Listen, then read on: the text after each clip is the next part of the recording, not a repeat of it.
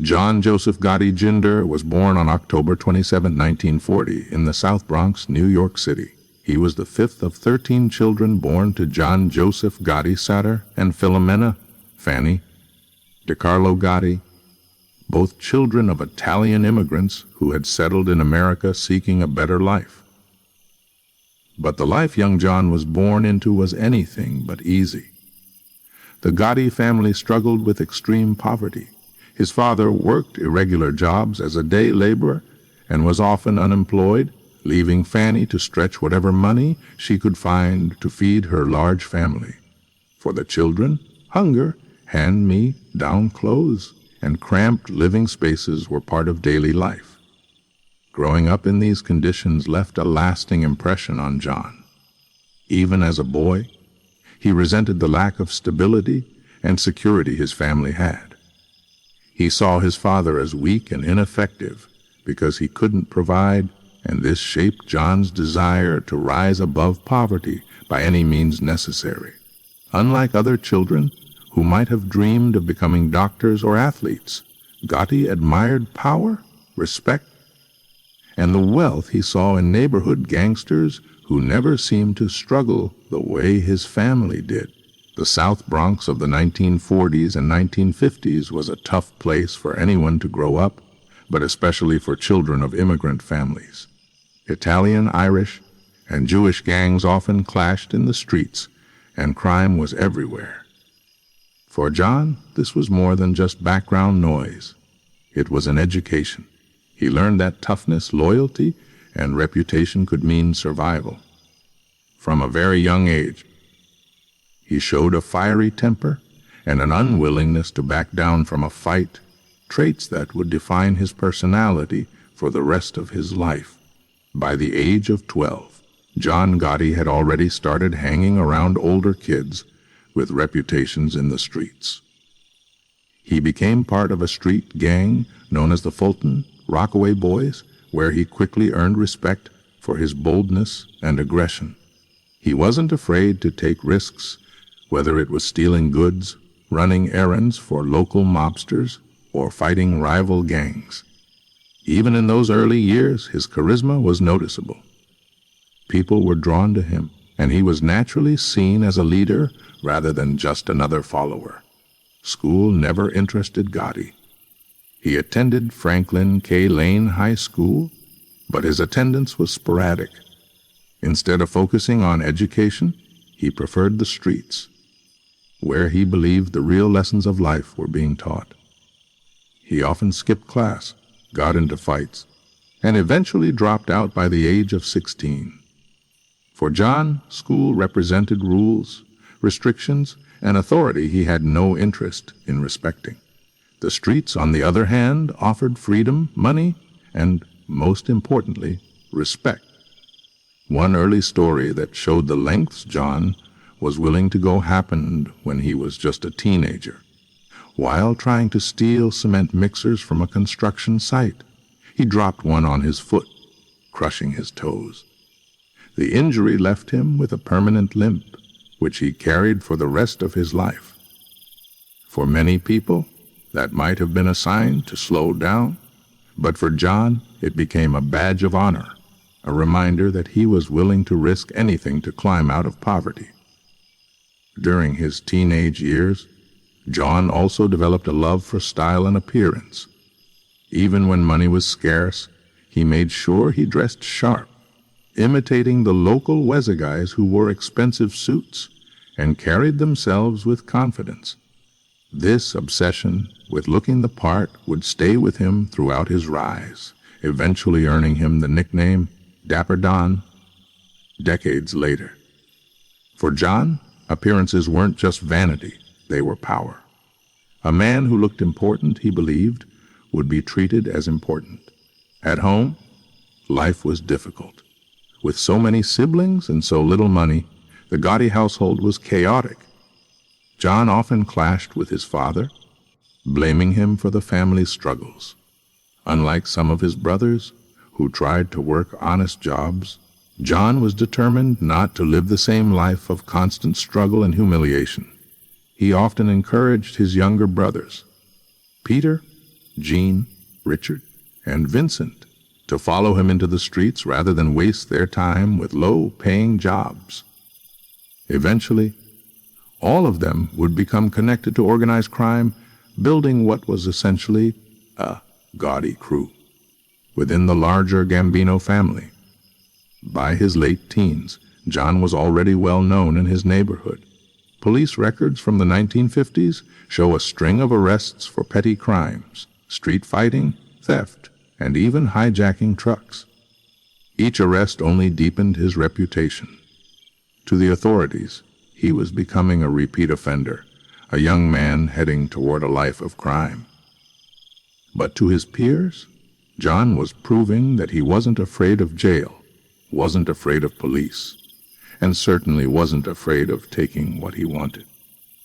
In the Italian-American neighborhoods of New York, organized crime families had long been a shadow government of sorts, providing protection, jobs, and even a sense of order. The most powerful of these was the Gambino crime family, which controlled much of the city's rackets. Young Gotti, like many boys in his neighborhood, grew up admiring these men. They drove Cadillacs, wore flashy suits, and commanded fear and respect wherever they went. To John, this was the life worth living, the opposite of his father's struggles. It was during these early years that Gotti also met Victoria DiGiorgio, the woman who would later become his wife. Victoria, the daughter of an Italian father and Russian Jewish mother, grew up in Brooklyn and shared John's working-class background. The two began dating in the late 1950s, and while their relationship had its ups and downs, she would remain by his side through much of his rise and fall. By the end of the 1950s, John Gotti had fully committed himself to a criminal lifestyle. He was no longer just a street thug, he was positioning himself for bigger things. The connections he made, the loyalty he inspired, and the reputation he built were laying the foundation for his eventual rise in the Gambino crime family. But at this stage, he was still just another tough kid from the Bronx, one of many trying to escape poverty through the world of organized crime. What set Gotti apart was his relentless drive, his charisma, and his refusal to accept anything less than power and respect.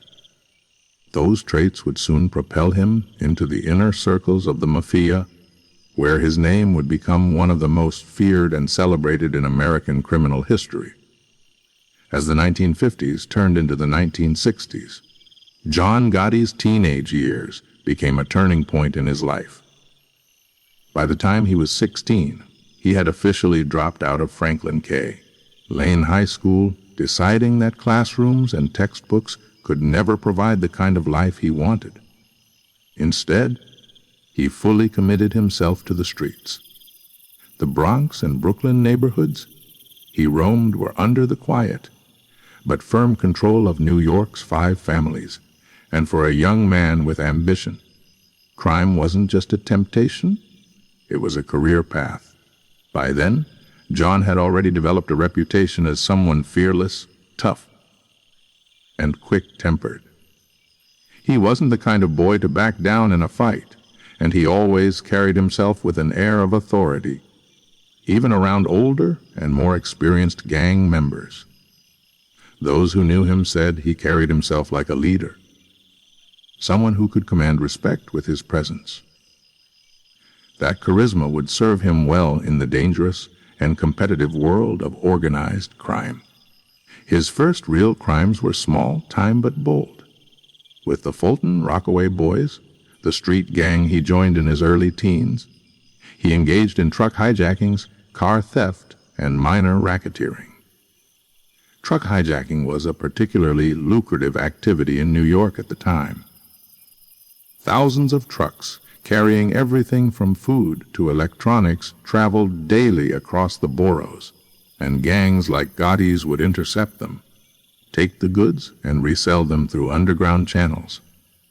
It was dangerous, but it paid far better than any honest job available to a teenager from a poor family. One of Gotti's earliest run ends with the law occurred when he and his crew attempted to steal construction equipment. In the process, John dropped a piece of machinery on his foot, permanently injuring his toes and giving him the distinct limp that would stay with him for life. Instead of discouraging him, this accident became part of his legend, proof that he was willing to put his body on the line for the life he wanted. By the age of 18, Gotti was already becoming a familiar face to the New York Police Department. He was arrested multiple times for street fights, theft, and carrying out gang-related activities. But what set him apart from other young offenders was his attitude toward the system. Jail didn't scare him. Police didn't intimidate him. If anything, each arrest seemed to boost his reputation on the streets. The more he stood up to authority, the more respect he earned from his peers. It was during these years that Gotti began to catch the attention of local mobsters connected to the Gambino crime family. The Gambinos, under the leadership of Carlo Gambino, were the most powerful mafia family in New York at the time. They controlled industries ranging from construction and trucking to illegal gambling and narcotics. To Gotti, these men represented the peak of success, wealthy, feared, and untouchable. Unlike his father, who scraped by with odd jobs, these wise guys commanded respect wherever they went. John knew he wanted to be one of them. In 1958, at just 18 years old, Gotti was officially introduced to the world of organized crime. He began working as an associate for Carmen Fatico, a Gambino captain who ran operations out of the Virgin Hunt and Fish Club in Ozone Park, Queens. This was Gotti's first real step into the mafia. Fatico was impressed with Gotti's fearlessness and his ability to get things done. While many young associates would shy away from risky jobs, John took them head-on, eager to prove his worth. During this time, Gotti also deepened his relationship with Victoria DiGiorgio, the woman who would eventually become his wife. Victoria provided John with a sense of stability outside the chaos of the streets. Despite his constant involvement in crime, he was known to be deeply loyal to her, and the couple married in 1962. They would go on to have 5 children together: Angela, Victoria, John Jr., Frank, and Peter. Family life became an important part of Gotti's identity. He wanted his children to grow up with the wealth and status he never had, even if it meant building that life through illegal means. While his family was growing, so was his criminal reputation. Throughout the early 1960s, Gotti and his crew focused on hijackings at Idlewild Airport, later renamed JFK Airport. This was a lucrative racket, and John excelled at it. He and his associates would intercept trucks filled with expensive merchandise, often making tens of thousands of dollars in a single night. His ability to organize these heists with precision and boldness caught the eye of more senior members of the Gambino family. But the law was never far behind. In 1968, Gotti was arrested and sentenced to 3 years in prison for his role in hijacking cargo near JFK Airport. For many young men, prison would be a major setback. For Gotti, it was a training ground. Behind bars, he built connections, learned the unspoken rules of mafia loyalty, and solidified his identity as a rising gangster. By the time he was released, his reputation as a fearless and capable mobster had grown even stronger. What made Gotti stand out during these years wasn't just his willingness to commit crimes. It was the way he carried himself. He was known for his sharp dress, even when money was tight. He spoke with confidence, walked with authority, and treated every encounter as an opportunity to assert his dominance. To law enforcement, he was becoming a dangerous criminal. To his peers, he was a natural-born leader. By the end of his teenage years and into his early 20s, John Gotti had left behind the struggles of his childhood. He was no longer just a poor boy from the Bronx with an unemployed father. He was now an up and coming associate in the Gambino crime family, earning money, respect, and influence. The path he had chosen was dangerous, and prison would continue to be part of his journey. But Gotti didn't care. To him, this was the only way out of poverty, the only way to gain the life of power and respect he had dreamed of since childhood. His early crimes were just the beginning. The streets had shaped him into a hardened young man who believed that rules were made to be broken, and that the only law that mattered was the law of survival. Soon, those lessons would carry him deeper into the underworld of organized crime, where his ambition would collide with the highest levels of mafia power. By the early 1970s, John Gotti had established himself as more than just another street-level thug. His reputation for toughness, loyalty, and fearlessness had drawn the attention of higher-ranking members of the Gambino crime family, the most powerful mafia organization in New York. At this time, the Gambinos were under the leadership of Carlo Gambino, a quiet yet calculating boss who ruled with intelligence rather than brute force. Under his reign, the family had expanded its power into virtually every corner of New York City, from unions and trucking companies to gambling, extortion, and narcotics. For John, the early years with the family were crucial. After his release from prison in the late 1960s, he returned to working under Carmen Fatico, the Gambino captain who controlled the Bergen crew in Ozone Park, Queens. The Bergen Hunt and Fish Club, a modest storefront social club, served as the headquarters for Fatico's operations. It was here that Gotti honed his skills and learned the mafia's code of conduct. The Bergen crew ran bookmaking operations, loan sharking, and hijacking schemes, and Gotti became one of its most trusted and reliable soldiers. What set him apart was his ability to command loyalty. He wasn't just feared for his temper and willingness to use violence. He was also respected for his charisma and the way he treated his crew. John demanded respect, but he also gave it back to those who stood by him. This balance of fear and loyalty became one of the cornerstones of his rise. During this period, Gotti's involvement in hijackings at JFK Airport grew more sophisticated.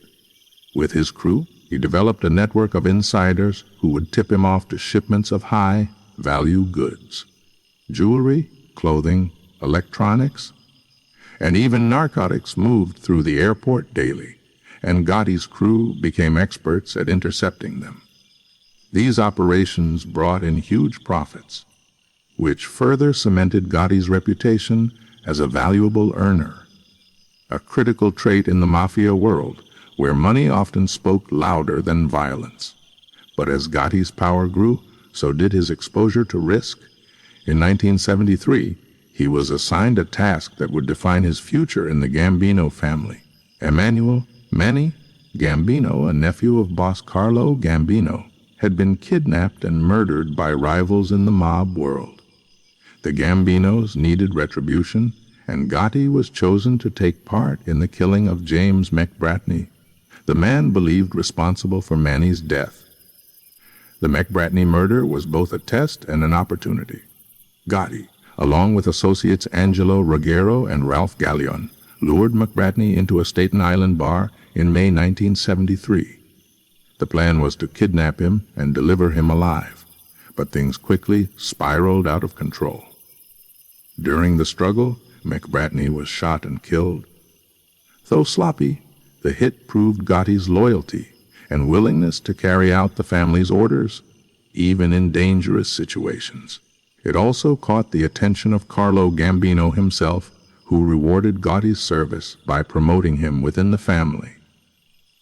However, the McBratney hit also brought Gotti back into the crosshairs of law enforcement.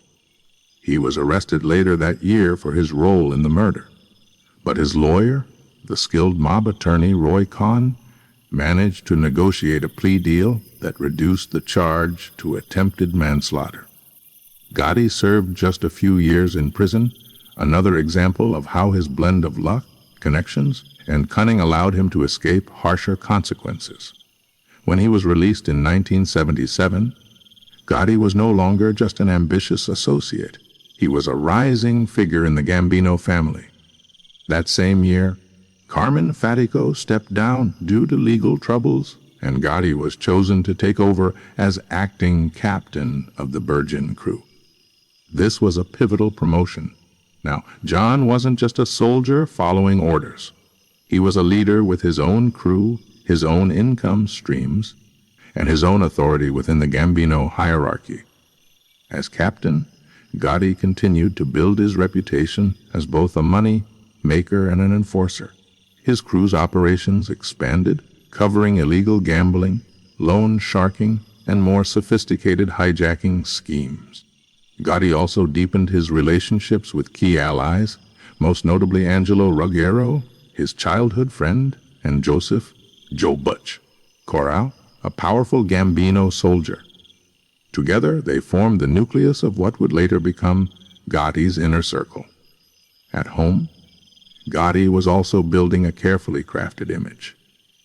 With his wife Victoria DiGiorgio, he had a growing family, including his son John Gotti Jr., who would later become deeply involved in the mob world himself. Gotti made sure his family lived in comfort, moving into a modest but stable home in Howard Beach, Queens. Despite his criminal activities, John was devoted to his wife and children, often described as a family man who made sure his loved ones never wanted for anything. Yet, beneath this family man image, Gotti's ambition burned hotter than ever. He was impatient, dissatisfied with being a captain, and already had his sights set higher within the Gambino family. He respected the mafia code, but he also believed that many of the older bosses were too cautious, too quiet, and too unwilling to embrace the kind of boldness he valued. By the late 1970s, the power dynamics of the Gambino family were shifting. Carlo Gambino died in 1976, passing leadership to his cousin Paul Castellano, a man known for his preference for business over street violence. Castellano's style of leadership would later put him on a collision course with John Gotti, who believed the family needed a boss who commanded respect not just through money, but through fear and action. For now, however, Gotti played his role. As captain, he focused on growing his crew's power, making money, and cementing his reputation as one of the most promising young leaders in the mafia. The Mac Bratney hit had proven his loyalty. His leadership of the Virgin crew showed his ability to command, and his growing influence made it clear that John Gotti was destined for something much larger. The kid from the Bronx who once limped from a stolen cement mixer accident was now a respected captain in the Gambino crime family. But for Gotti, this wasn't enough. He wanted the top, and he was willing to take risks others wouldn't dare. His rise through the Gambino ranks was only beginning, and the bold moves he would make in the coming years would change the course of mafia history forever. By the late 1970s and into the early 1980s, John Gotti was no longer just another rising captain in the Gambino family. He was becoming a figure whose name carried weight far beyond the boroughs of New York. His climb from a poor Bronx childhood to a respected position in America's most powerful mafia family was impressive. But what made him different was the way he approached power. Gotti believed a mobster should be visible, feared, and respected. He wasn't satisfied with simply earning money for the family. He wanted to build an empire with his own name stamped on it. As the captain of the Virgin crew, based out of the Virgin Hunt and Fish Club in Ozone Park, Queens, Gotti ran a wide range of criminal operations. His men handled loan sharking, bookmaking, gambling rings, hijackings, and even drug dealing, despite the Gambino family's official rule against narcotics. The profits were enormous, and Gotti ensured that a steady flow of money moved upward to the higher ranks of the family hierarchy. But he also made sure his own people were well taken care of. Loyalty in Gotti's world was always rewarded. His reputation as a hands-on captain made him stand out. While some mob leaders preferred to delegate and stay in the shadows, Gotti was often in the streets himself, visible to both his crew and his enemies. He attended weddings, funerals, social gatherings, and neighborhood events, always dressed sharply in tailored suits and polished shoes.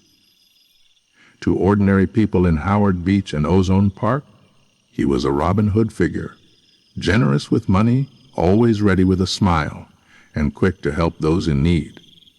To law enforcement, however, he was a growing menace, a captain who seemed too bold, too visible, and too willing to thumb his nose at authority. The FBI and NYPD began to notice the way Gotti carried himself. Unlike older mobsters who preferred discretion, Gotti seemed to enjoy attention. He bought expensive cars, wore flashy jewelry, and carried himself with the swagger of a man untouchable. This image would later earn him the nickname, the Dapper Don, but it also painted a target on his back. Federal investigators began building thick files on him, tracking his every move, and trying to penetrate the loyalty of his inner circle. What truly set Gotti apart, however, was his ruthlessness when it came to protecting his power. He understood that the mafia was built on loyalty and fear, and he had no problem enforcing both with violence. Associates who failed to deliver money, enemies who disrespected him, or rivals who threatened his position often ended up beaten, vanished, or dead. His willingness to act decisively and brutally earned him respect within the Gambino family. One of the most significant moments that tested his ruthlessness came in 1980, when tragedy struck his family. His 12-year-old son, Frank Gotti, was accidentally killed in a traffic accident by a neighbor, John Favara, who struck Frank with his car while riding his mini bike. Although police determined it was an accident, John Gotti's wife, Victoria, was devastated and furious. Neighbors reported that Gotti himself initially told people to leave it in God's hands, but months later, Favara disappeared without a trace. While Gotti was never officially linked to the disappearance, many in law enforcement believed it was an act of vengeance orchestrated by him. The incident reinforced the image that crossing John Gotti, or even inadvertently harming his family, could have deadly consequences. As Gotti's reputation for ruthlessness grew, his conflicts with the leadership of the Gambino family also deepened. After Carlo Gambino's death in 1976, Paul Castellano had taken over as boss. Castellano was known as a white-collar boss, preferring to run the family like a corporation, focusing on construction, unions, and legitimate business fronts. He despised the drug trade and discouraged unnecessary violence. To Castellano, mob life was about making money quietly and avoiding heat from the FBI. Gotti, however, saw things differently. He believed the mafia's strength came from commanding respect on the streets, from showing toughness, and from rewarding loyalty with power. He also knew that drugs were a massive source of money, and despite Castellano's rules, many of Gotti's men, especially Angelo Ruggiero, were deeply involved in narcotics trafficking.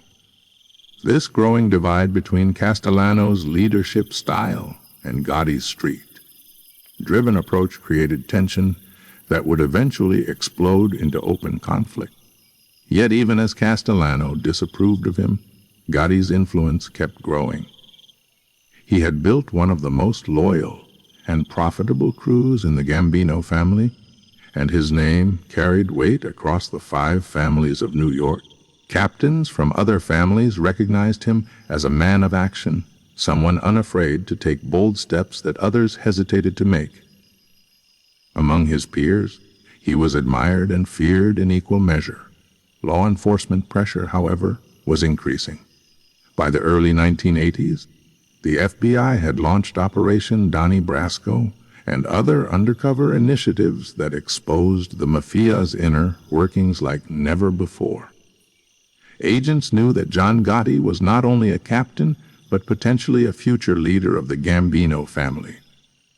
They began focusing surveillance on him, planting bugs, tapping phones, and leaning on informants. Still, Gotti seemed untouchable. He beat several cases through a combination of witness intimidation, jury tampering, and skilled defense attorneys. Each time he walked free, his reputation as the Teflon Don grew stronger. It seemed that no charge could stick to him, no matter how strong the evidence appeared. By the mid-1980s, Gotti's ambition had reached its peak. He was no longer content with being a captain or even a powerful figure within the family. He believed that the Gambino family needed a new boss, one who commanded loyalty from the streets, not boardrooms. To him, Paul Castellano was out of touch, weak and unworthy of leading the most powerful mafia family in America. And so, in the shadows of New York's underworld, John Gotti began plotting his most audacious move yet, the assassination of his own boss. The act would be one of the most shocking in mafia history, and it would either propel him to the very top or destroy him completely.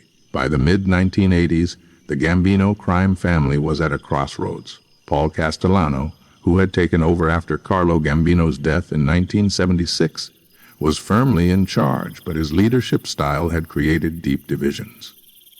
Castellano was known as Big Paul because of his imposing size, but among many of his captains and soldiers, he was seen as aloof, out of touch, and overly focused on white-collar rackets. He cared about construction contracts, labor unions, and stock manipulation, but on the streets, where the mafia's roots had been planted for decades, his name inspired little fear. For men like John Gotti, this was unacceptable. Gotti believed that the Gambino family should be led by a man who commanded respect not just in boardrooms, but in the neighborhoods where the mafia's true power had always thrived. Castellano rarely visited the streets, preferring the comfort of his mansion on Todt Hill in Staten Island. To Gotti and others in the family, he seemed more like a businessman than a mob boss. The tension between Gotti and Castellano had been building for years, but it reached a breaking point in the early 1980s, when the FBI began cracking down on organized crime like never before.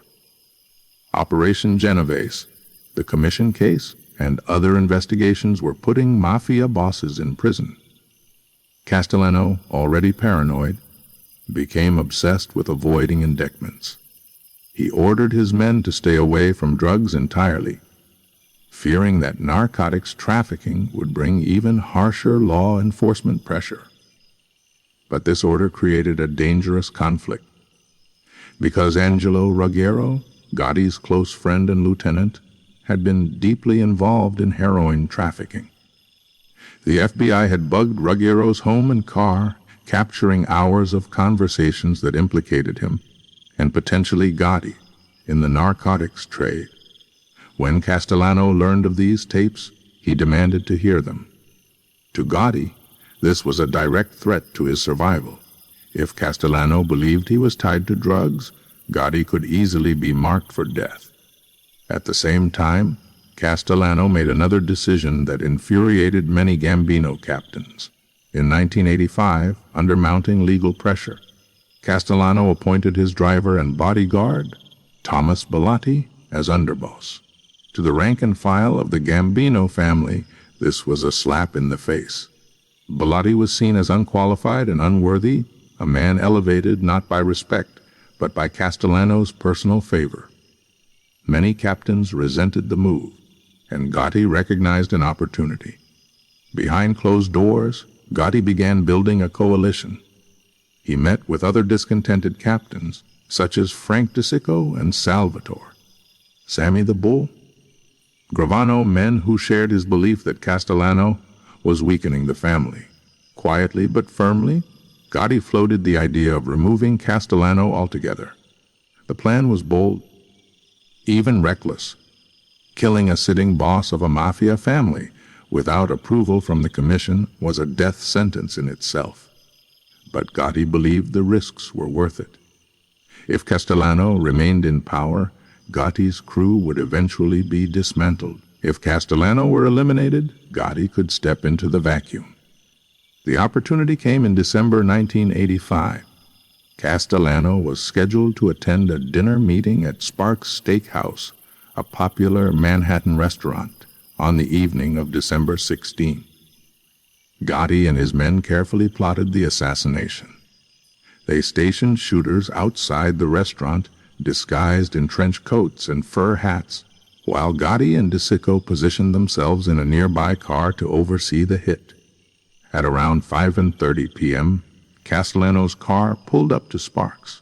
As Castellano and Bellotti stepped out, gunmen rushed forward and opened fire. Castellano was shot 6 times, collapsing on the sidewalk in front of stunned witnesses. Bellotti was gunned down almost immediately afterward.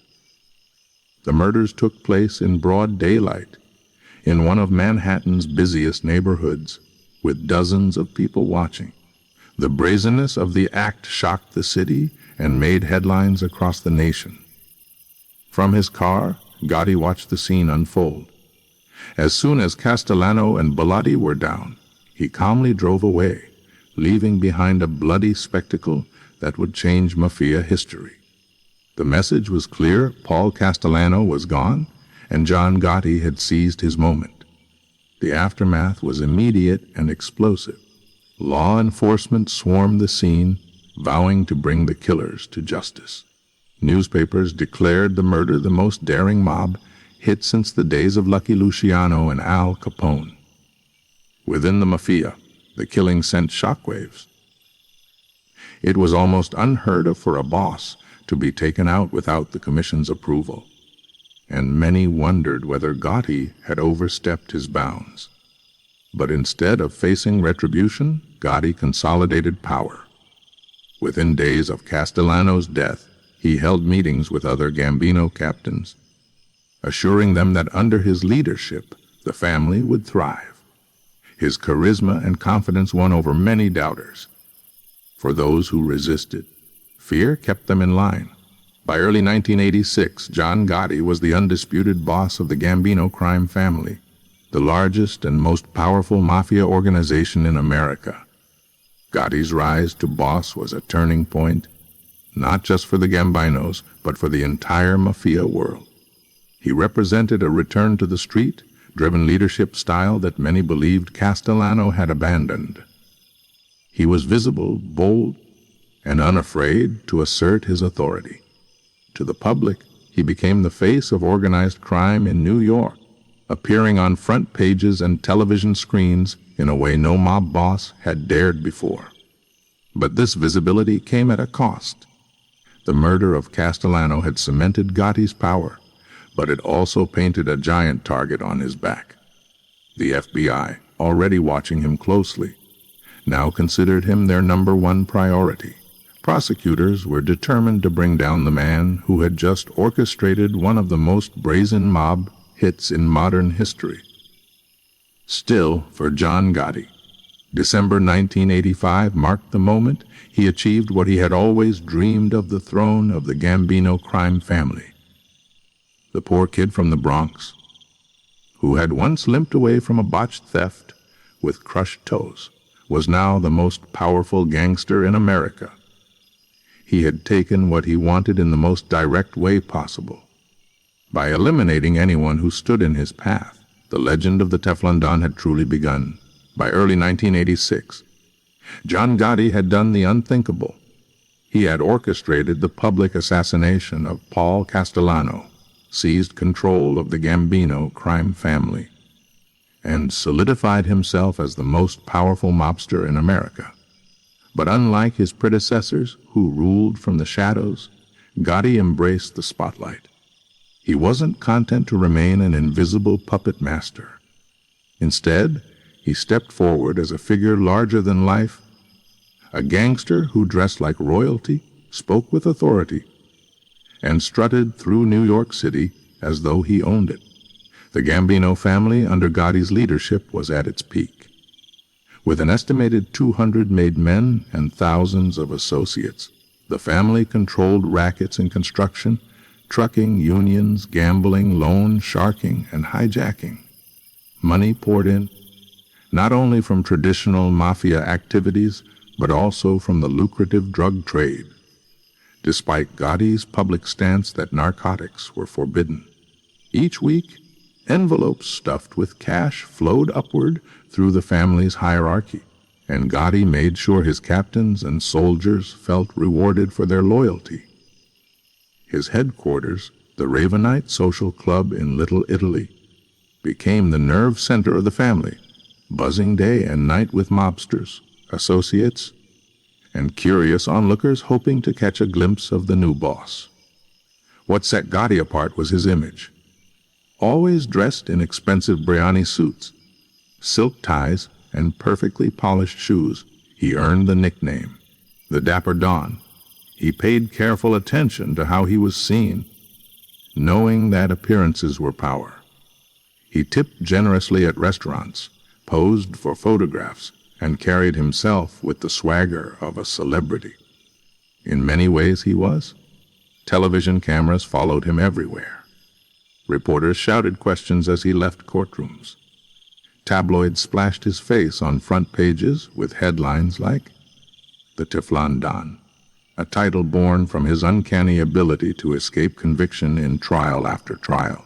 Between 1986 and 1990, Gotti faced multiple prosecutions. Charges ranged from racketeering and loan sharking to assault and conspiracy. Each time, the cases fell apart. Witnesses recanted, juries were tampered with, and evidence mysteriously disappeared. Prosecutors were left frustrated, while the public began to see Gotti as untouchable. He became a symbol of defiance against law enforcement, a man who beat the system time and again. Crowds cheered for him outside courthouses, treating him like a folk hero rather than a mob boss. To ordinary New Yorkers struggling with poverty and crime, Gotti represented someone who had beaten the odds and risen to the top. But inside the mafia, Gotti's style created tension. Many old-school bosses believed his flamboyance was dangerous. The mafia's golden rule had always been omerta, silence and secrecy. Gotti, however, seemed to thrive on exposure. His highly publicized lifestyle attracted constant FBI surveillance. Agents bugged the Ravenite Social Club, planted microphones in apartments, and followed him relentlessly. Still, Gotti remained calm, confident, and unshaken. He often joked about the FBI, agents across the street, watching him, waving to them with a smile. Yet beneath the charm and celebrity aura, Gotti ruled with an iron fist. He was ruthless in enforcing loyalty. Anyone who disobeyed orders, kept money from him, or posed a threat to his power risked deadly consequences. His underboss, Frank DeSicco, was killed in a 1986 car bombing ordered by rival boss Vincent Chin Gigante, but Gotti used the tragedy to tighten his grip, promoting Salvatore, Sammy the Bull, Gravano as his new underboss. Gravano, a seasoned enforcer and strategist, became one of Gotti's most trusted allies, helping manage the family's vast empire and ensuring discipline across its ranks. The Gambinos under Gotti also wielded enormous political and union influence. Through control of construction unions, they dictated which contractors won multi-million-dollar building projects across New York. They skimmed profits from labor racketeering, extorted businesses, and infiltrated industries ranging from sanitation to the garment district. Legitimate companies paid tribute to avoid trouble, while politicians and union leaders often turned a blind eye in exchange for favors. Gotti's reach extended far beyond the streets. His fingerprints were on some of the city's biggest industries. Still, the cracks were beginning to show. Gotti's brazen leadership style drew admiration from the public, but intensified the FBI's determination to bring him down. Agents spent thousands of hours analyzing wiretaps, following his movements, and flipping informants. Prosecutors understood that to convict John Gotti, they would need airtight evidence and, ideally, someone from inside his own circle. Meanwhile, Gotti's personal life reflected the contradictions of his character. At home in Howard Beach, he was a devoted husband to Victoria DiGiorgio and a father to his 5 children. He spoiled them with luxuries he never had growing up, ensuring they lived in comfort and privilege. Yet his children also grew up under the constant shadow of their father's criminal empire. His son, John Gotti Jr., was groomed to follow in his footsteps, eventually becoming a made man in the Gambino family. By the end of the 1980s, John Gotti was at the height of his power. He had eliminated his enemies, escaped conviction multiple times, and built a personal brand as the most famous mobster in America. To some, he was a modern-day outlaw hero. To others, he was the face of organized crime's corruption and violence. For law enforcement, he was the ultimate prize, the boss they had to bring down. The Teflon Don era was unlike anything the mafia had ever seen. Gotti had transformed the role of a boss from a shadowy figure into a celebrity gangster, adored by many but despised by just as many. He believed his charisma and control would keep him untouchable forever. But as the 1990s approached, the FBI was closing in with a new strategy, one that would strike at the very heart of Gotti's empire and expose a fatal weakness he never expected. By the early 1990s, the FBI's obsession with bringing down John Gotti had reached an intensity not seen since the federal government's pursuit of Al Capone. For years, Gotti had mocked prosecutors with his repeated acquittals, earning the nickname the Teflon Don, as charges failed to stick. To the public, it seemed like Gotti was untouchable. But behind closed doors, the FBI was determined to change that narrative. They had learned from their mistakes, and this time they were ready to play the long game. The key to dismantling Gotti's empire lay in surveillance and patience. Agents had tried following him physically, but Gotti was too careful. He varied his routines, used counter-surveillance, and surrounded himself with loyal bodyguards. Direct infiltration into the upper circle of the Gambino family was nearly impossible. So instead, the FBI focused on technology. They planted bugs in cars, apartments, and social clubs, hoping to catch conversations that would reveal Gotti's role in crimes. One of the most important targets was the Ravenite Social Club in Little Italy. This was Gotti's public headquarters, where he held court almost daily. But the Ravenite itself was a risky place for recordings. Gotti often suspected it was bugged and would move sensitive meetings elsewhere. The FBI needed to think more creatively. Through months of surveillance, they discovered that Gotti often stepped upstairs to an apartment above the Ravenite, owned by the elderly widow of a Gambino associate. He believed it was a safe space, away from prying ears. What Gotti didn't know was that this apartment would become his downfall. In 1989, the FBI obtained a warrant to bug the apartment. Technicians secretly installed listening devices, and soon they were rewarded with gold. Conversations between Gotti, underboss Salvatore, Sammy the Bull, Gravano, and consigliere Frank Locascio were captured in detail. On these tapes, Gotti was overheard discussing murders, extortion schemes, and the inner workings of the Gambino family. For prosecutors, It was the smoking gun they had been chasing for years. But the FBI wanted more. They understood that tapes alone might not be enough to convict a man who had beaten the system so many times. They needed human testimony, an insider willing to betray the code of silence. That insider came from within Gotti's closest circle. The government's most powerful weapon turned out to be Sammy Gravano, the tough and loyal underboss who had helped Gotti rise to power after the Castellano hit. Gravano had been fiercely devoted to Gotti, managing the family's business with precision and enforcing discipline among the ranks. But Gravano was also pragmatic. When federal prosecutors presented him with the tapes, recordings of Gotti blaming him for certain murders and considering shifting responsibility onto his shoulders, Gravano felt betrayed. Faced with the prospect of spending the rest of his life in prison, Gravano made a fateful choice. In 1991, he agreed to flip, to testify against Gotti in exchange for leniency. This decision sent shockwaves through the underworld. Never before had an underboss of a mafia family turned government witness. Gravano's cooperation represented a devastating breach of omerta, the mafia's sacred vow of silence. To mobsters across the country, it was unthinkable. To prosecutors, it was the ultimate breakthrough. As the FBI built their case, they combined Gravano's testimony with hundreds of hours of secret recordings. The evidence painted a devastating picture of Gotti's leadership.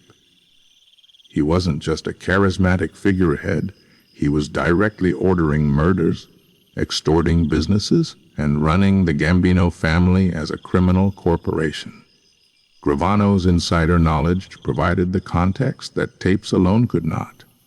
He described in detail how Gotti had sanctioned hits, including the notorious assassination of Paul Castellano, and how the family's rackets were structured.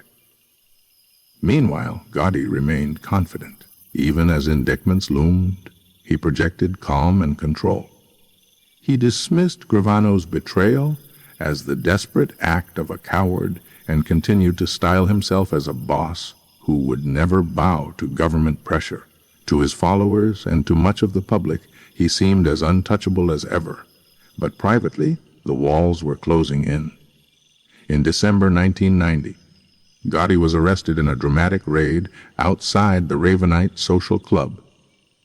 Television cameras captured the moment as agents hauled him away in handcuffs, his expensive suit and confident smile still intact. For law enforcement, this was a symbolic victory. The most powerful mafia boss in America, once untouchable, was now in custody.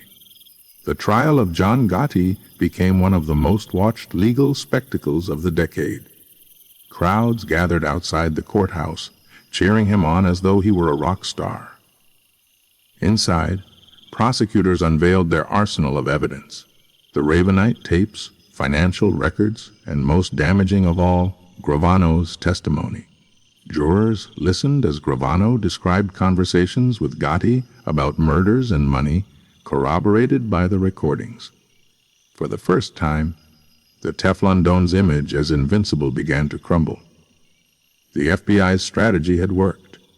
By combining technology, patience, and betrayal from within, they had pierced the armor of a man who had once seemed immune to the law. What had kept Gotti untouchable for so long?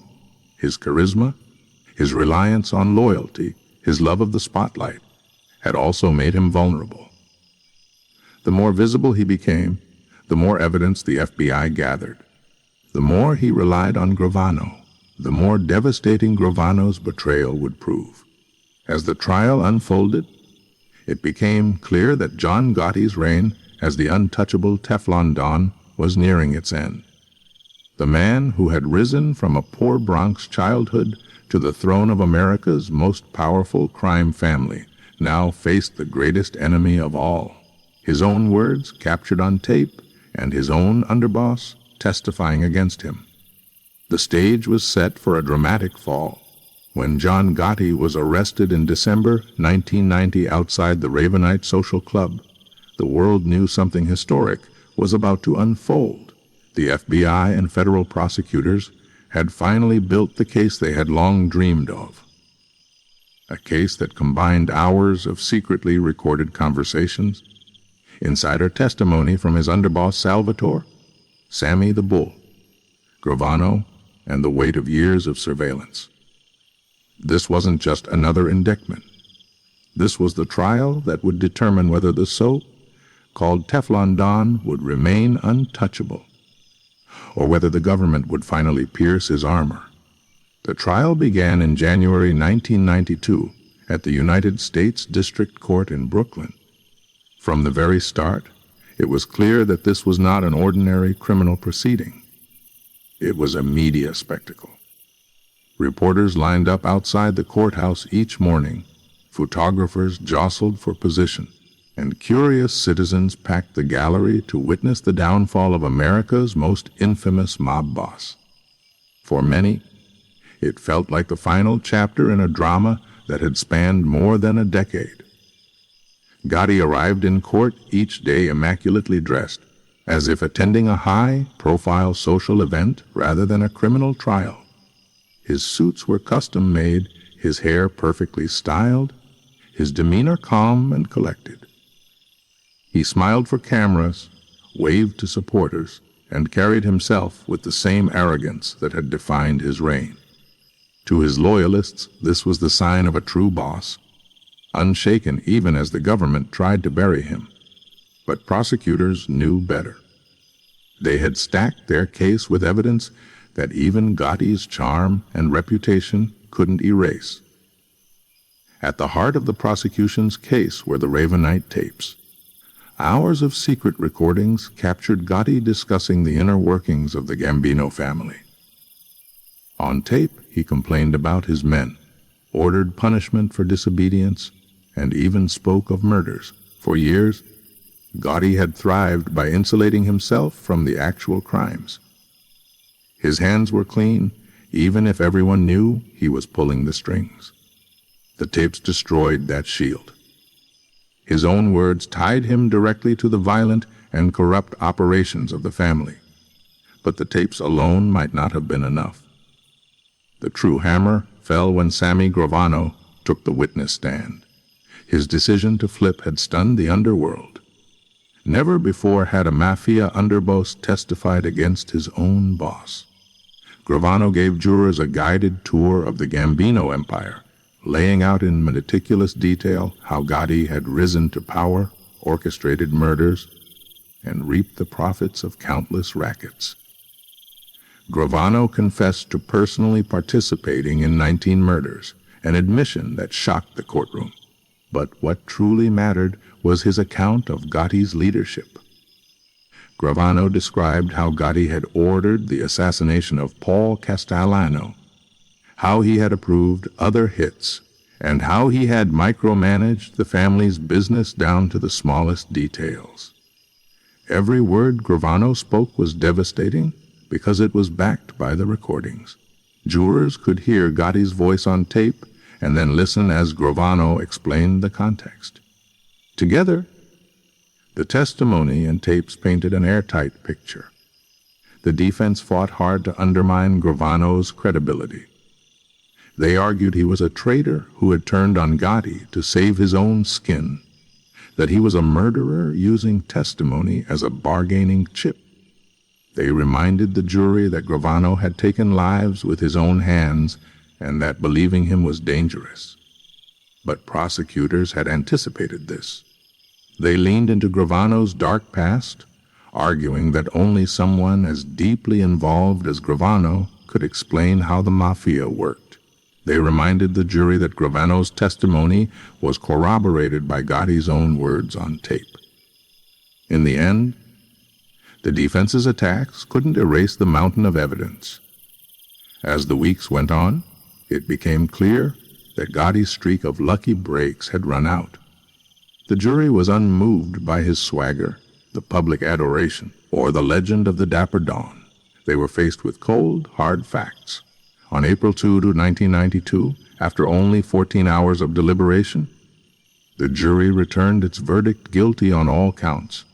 The charges included racketeering murder, conspiracy to commit murder, illegal gambling, and obstruction of justice. For John Gotti, it was the end of the line. The man who had once walked free from courtrooms with a smirk on his face was now facing the harshest possible sentence. On June 23, 1992, Judge I. Leo Glasser handed down the punishment life in prison without the possibility of parole, plus 100 years. The sentence was meant to send a message not only to Gotti, but to organized crime across America. The era of mafia bosses living above the law was over. In the courtroom, Gotti remained stone-faced. He didn't beg for mercy or show regret. He sat with the same confidence that had carried him through his rise and downfall. To the very end, he wanted to project strength. Outside, reactions were mixed. Supporters wept, insisting Gotti had been framed. Others celebrated, seeing justice finally served.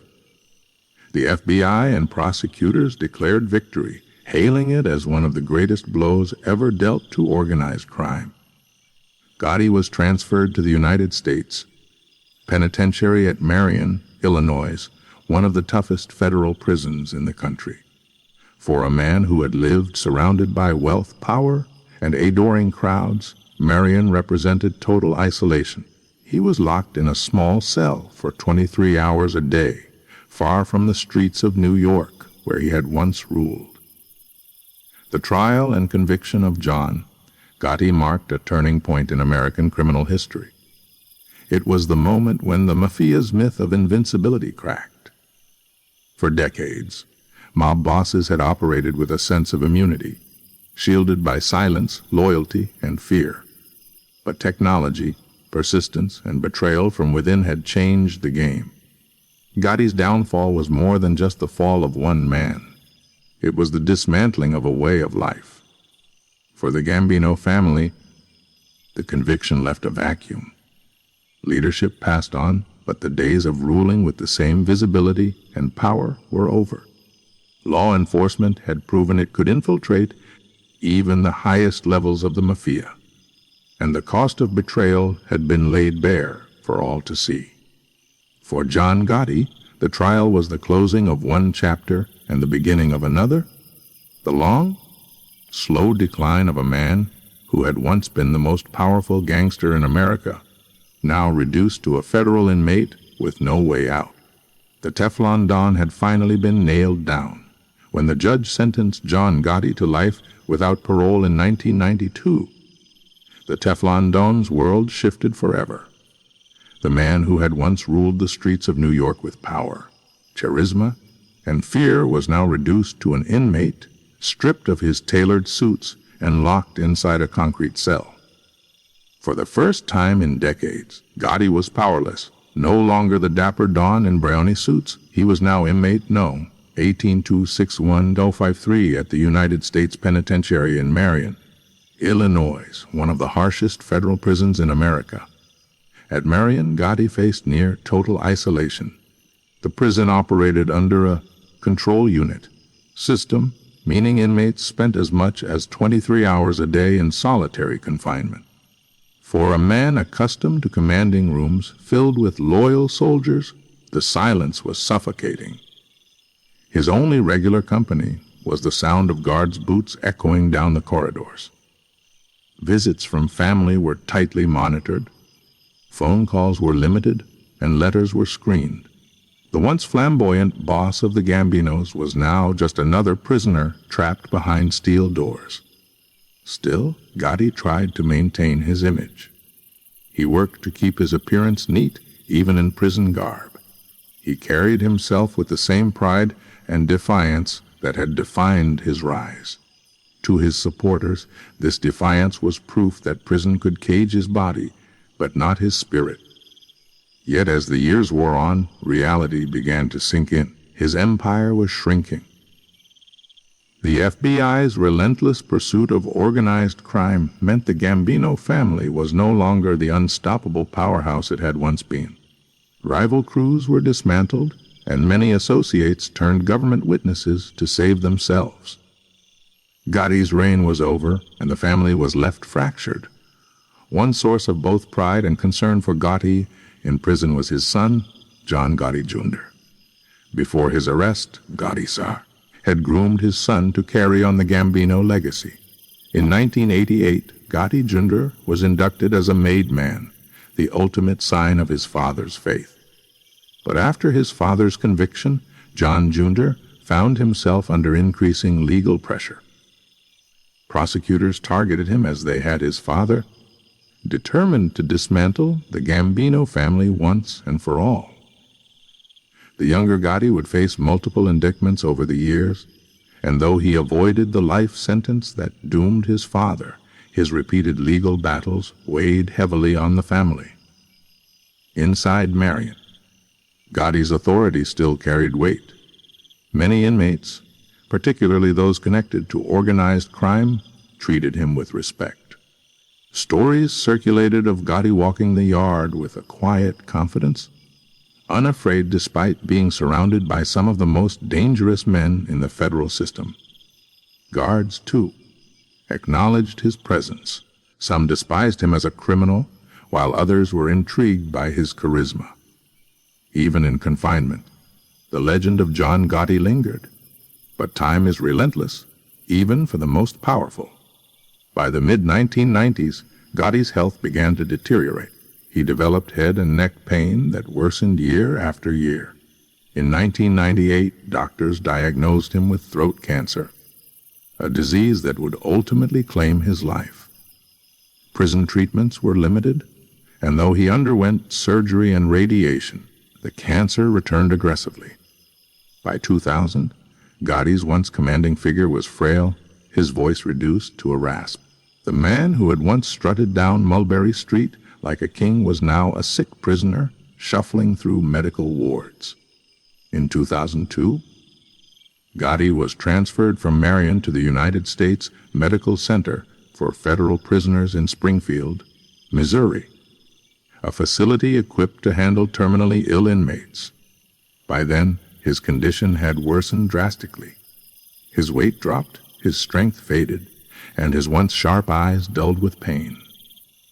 Still, those who visited him said his pride never faltered. He refused to show weakness, even as cancer ravaged his body. On June 10, 2002, John Gotti died in prison at the age of 61. The official cause was complications from throat cancer.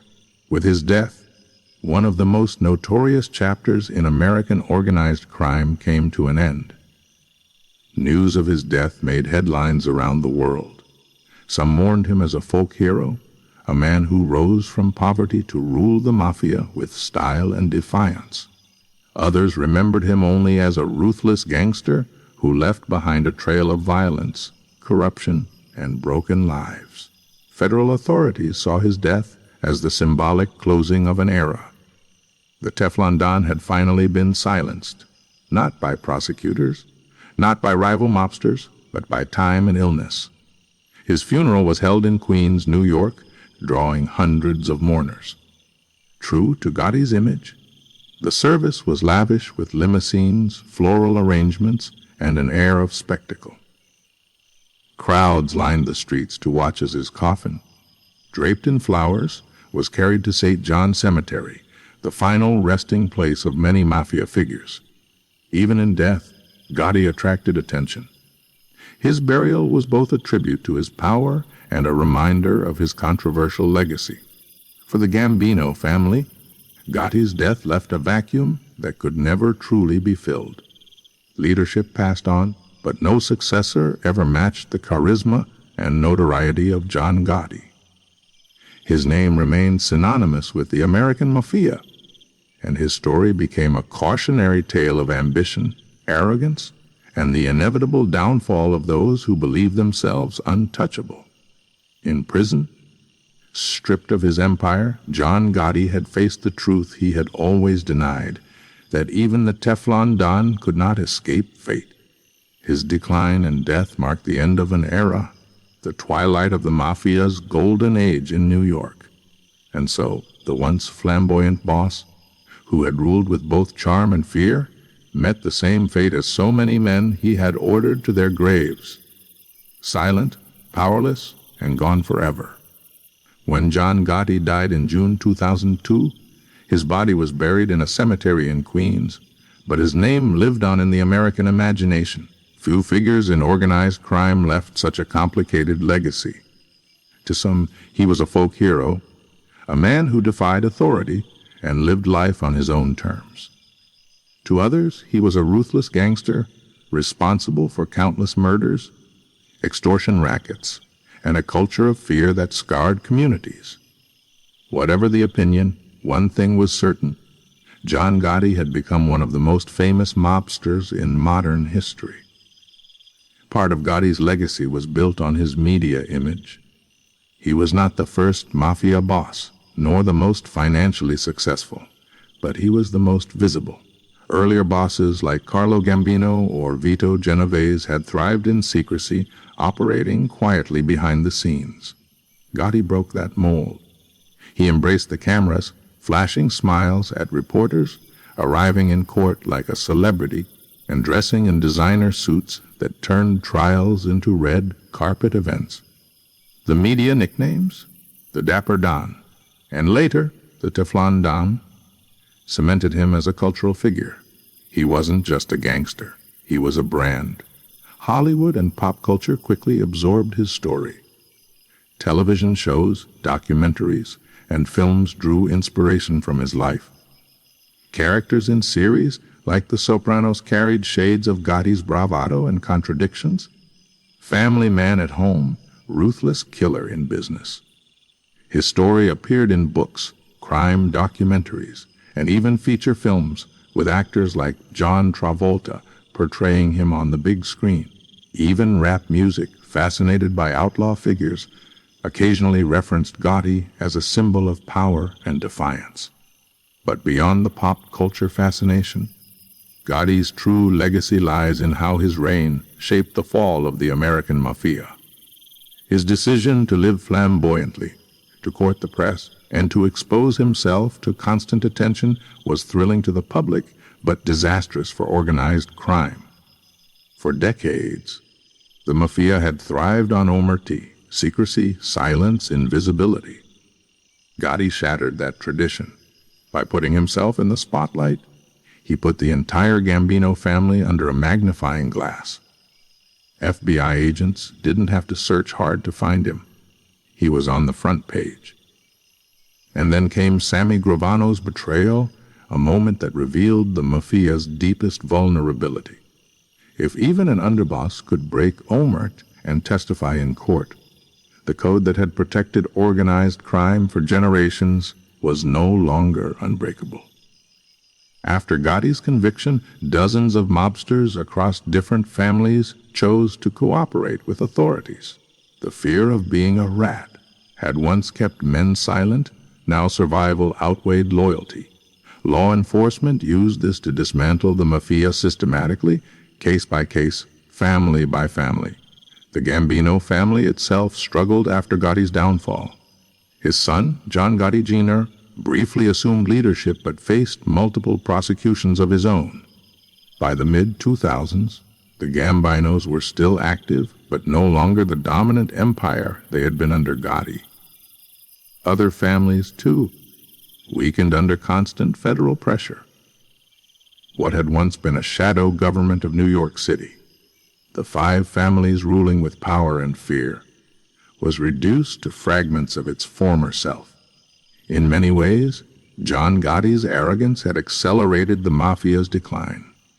Yet in communities like Howard Beach and Ozone Park, Gotti's memory remained complicated. Some residents remembered him as a man who gave back, who handed out cash, supported neighborhood events, and acted as a protector in an era of rising crime. For them, he was not just a criminal, but a kind of local king. Others, however, recalled the darker side: the murders, the intimidation, the extortion that drained businesses dry. To them, Gotti's reign was one of violence masked by charm. In death, Gotti became both a legend and a cautionary tale. His story illustrated the rise and fall of ambition unchecked by caution. He had climbed from the poverty of the Bronx to the throne of the most powerful mafia family in America. He had basked in fame, wealth, and power that few could imagine. But in the end, he lost everything. Betrayed by his own underboss, undone by his own words, and left to die alone in a prison hospital. Today, John Gotti's name stands alongside figures like Al Capone, Lucky Luciano, and Carlo Gambino in the annals of organized crime history. But unlike those men, Gotti's image is inseparable from the flashing lights of cameras and the sensational headlines of the tabloid age. He was the last mafia boss to become a true household name, the last to capture America's fascination in such a dramatic way. After him, the mafia receded back into the shadows, too cautious to risk another flamboyant figure drawing the wrath of federal law enforcement. For historians and criminologists, Gotti symbolizes both the peak and the collapse of the modern mafia. His life demonstrated the seductive power of crime, the wealth, the loyalty, the sense of invincibility. But his downfall revealed the inevitability of justice, the consequences of arrogance, and the fragility of loyalty built on fear. The Teflon Don was gone, but his legend remains. His story continues to be told not because of the good he did or the power he wielded, but because of what he represented: the clash between old world organized crime and modern American law enforcement, between the secrecy of omerta and the spectacle of celebrity, between the illusion of invincibility and the reality of mortality. John Gotti's era ended in 2002, but his shadow still lingers in the imagination of America. A reminder of how far ambition can take a man and how far it can bring him down.